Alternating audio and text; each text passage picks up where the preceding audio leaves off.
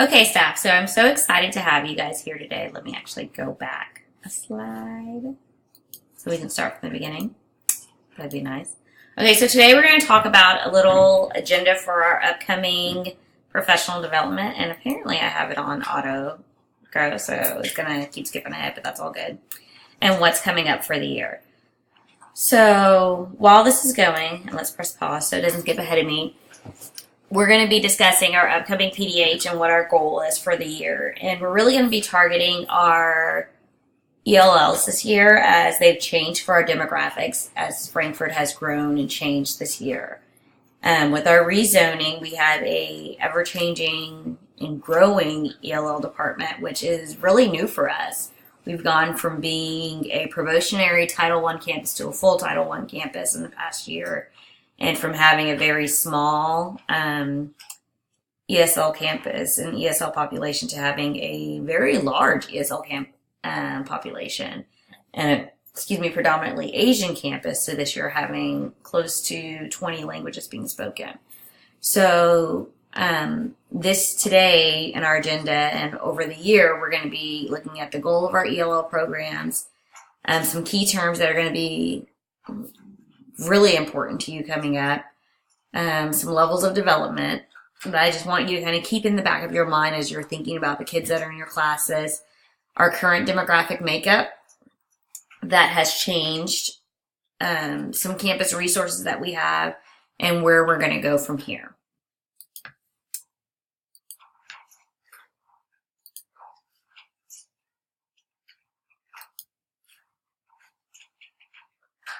So our main goal for this year is to making sure that we are increasing our students' proficiency in language, that we're helping them to be more successful in attaining their English language, and that they are just learning to speak English more fluently and more correctly, and that we are helping our ELLs to integrate more successfully in the mainstream classroom. We have some who were in a completely sheltered room because they are newcomers and this is their first day in America. And we have some who have been here their whole lives, but yet they're still in ESL. So we want them to move out of ESL and into their main class, whether that means that they're exiting by getting a 4 on their TELPAS essays and they are able to be successful in their classes.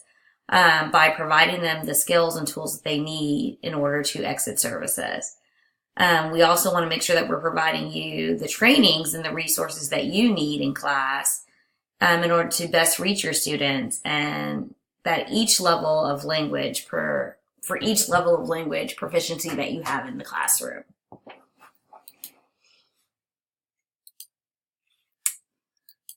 So the terms that I want you to be aware of this year are ELL, which is an English language learner. And one of the things that I wanted you to be clear of the differences between an ELL and an ESL. I think a lot of our kids, we think ESL, it's because their English is a second language, but we have so many kids here who are coming where it's not just their second language. It might be their third, fourth, or fifth language that they're learning.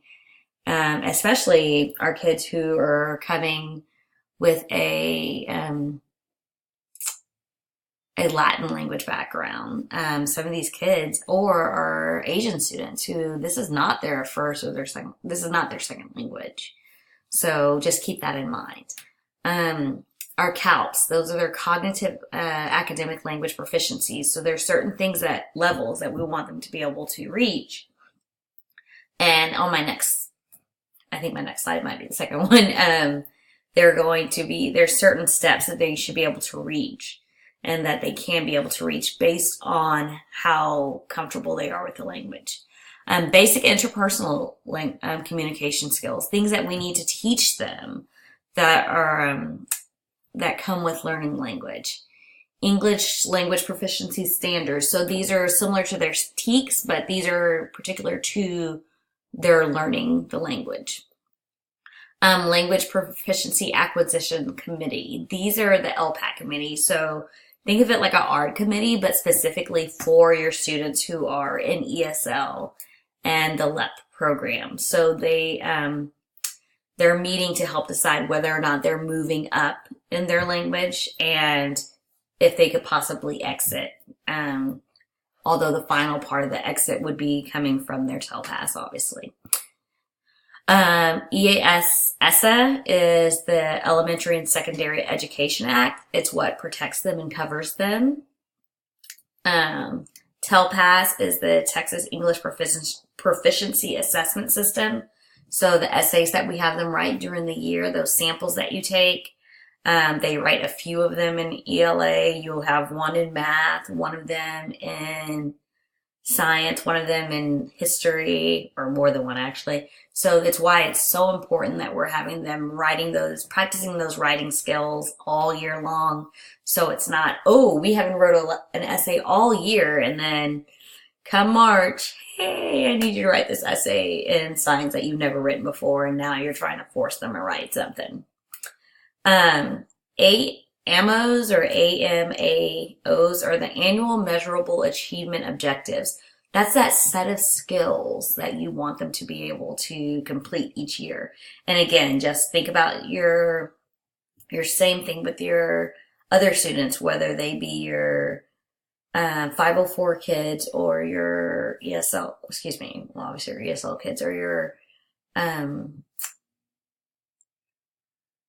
IEP students. It's that set of standards that you set each year that you're looking for them to meet your goals for the year. Title III is actually the federal laws and govern your ESLs and your ELLs. It's actually who pays for their education and who pays the stipends for their learning. And LEA is the local education agency. That technically is us right now. It's who is taking care of them and providing their education.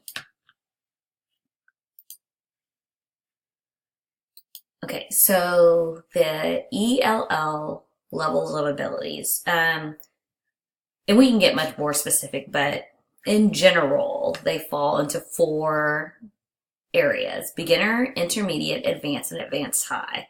And I kind of squished this down into like the simplest terms. So a beginner, if you wanted to think of the way they could answer things, their easiest way of answering or most proficient way of answering is going to be pictures.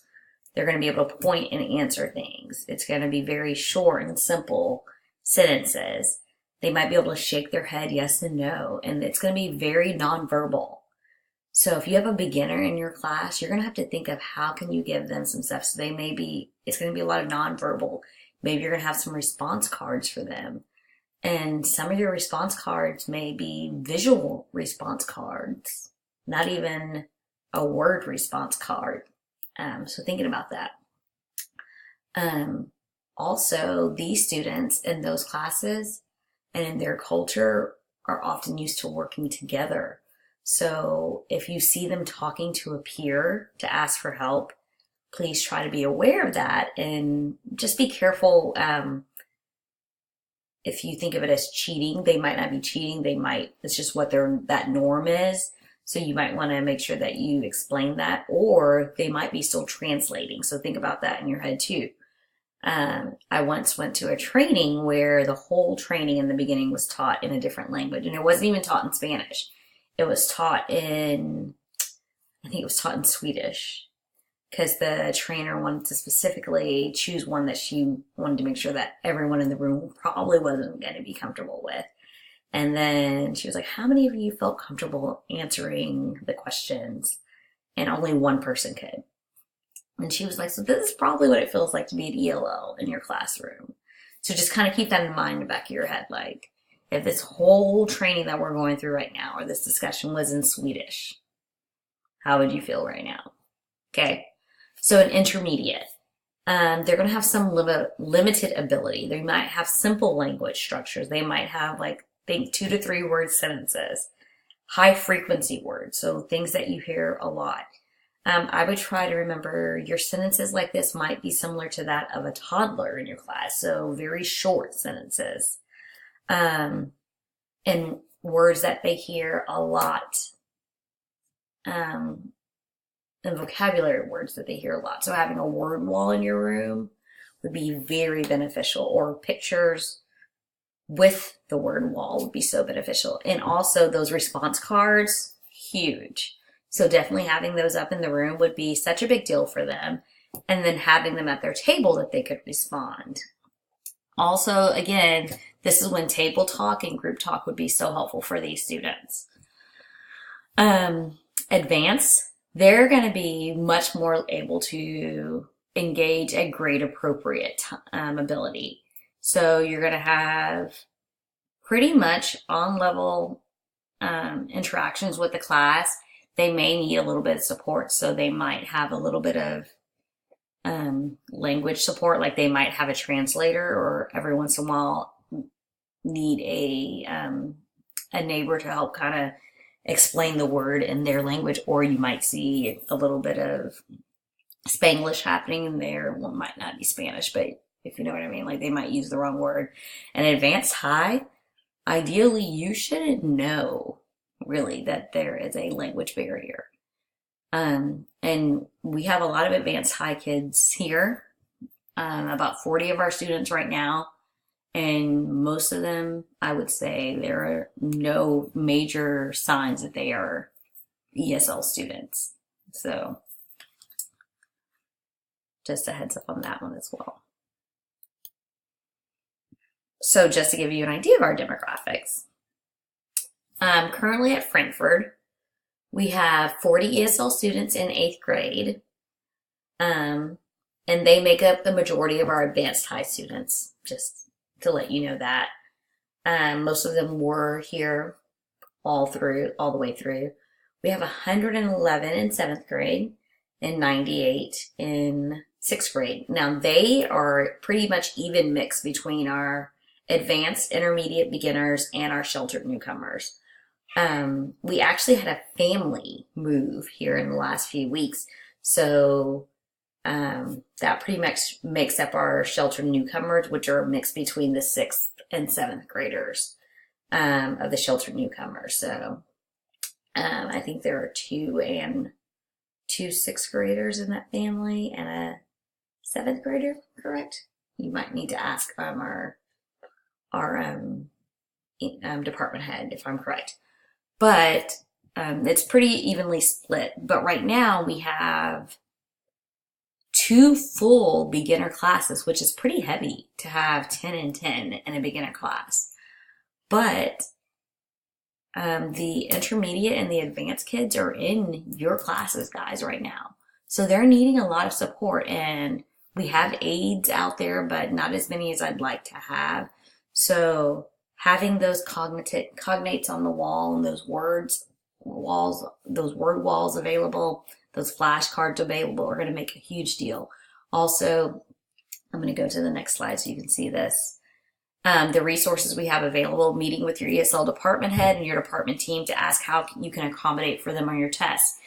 One thing I would definitely suggest for you is making sure that you, before your tests and quizzes, giving them visuals of your vocabulary words and front loading. Even maybe giving the ESL, because most of them are still in an ESL supported language arts class, if they're not in an ESL class still for language arts, so that their ESL teacher can support their vocabulary terms and making sure they're getting front loaded vocabulary. Or you providing visuals when you provide the vocabulary words and making sure that when you teach a new vocabulary term, have a visual for them to see. So if I was going to teach, say I'm in science and I'm talking about osmosis, I'm going to actually have a picture of the cell up there and all the phases of osmosis. Or that's not osmosis, that's something else. Osmosis is that is osmosis. Okay, I'm not crazy. But I would want to have that cycle going on. Or if it's the water cycle, I would want to have a picture of a water cycle up there so that they can visualize those things. And I'd have it on the wall all the time. And just making sure you're constantly giving them just time to memorize that. When you have the